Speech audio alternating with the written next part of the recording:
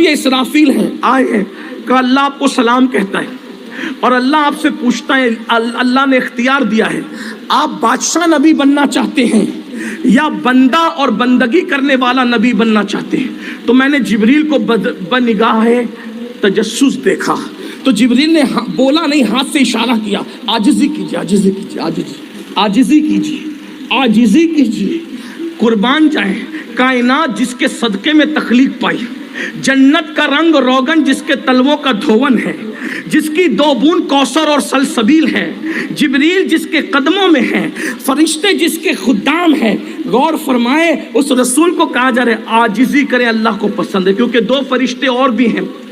جس اللہ نے انسان کی پیشانی میں 2 رسیاں پیدا کی، پتہ نہیں جب کوئی اکڑتا ہے تو فرشتے کو حکم ہوتا ہے اس کو نیچے گرا کے ذلیل کر،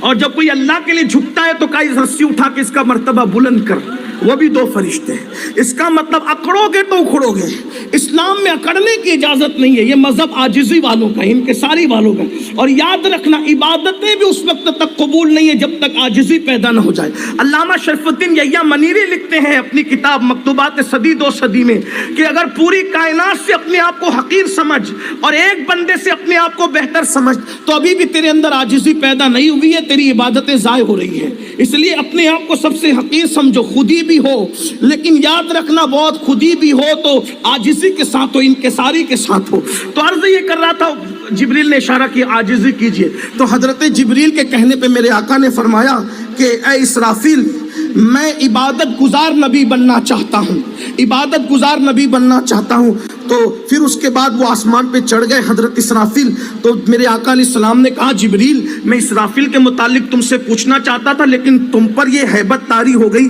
تو میں پوچھ نہیں سکا، لیکن بتائیں تو صحیح کہ یہ اسرافیل کیسا ہے؟ کہ یا رسول اللہ جب سے پیدا ہوا ہے خدا کی ہیبت سے کھڑا ہوا ہے اور یہ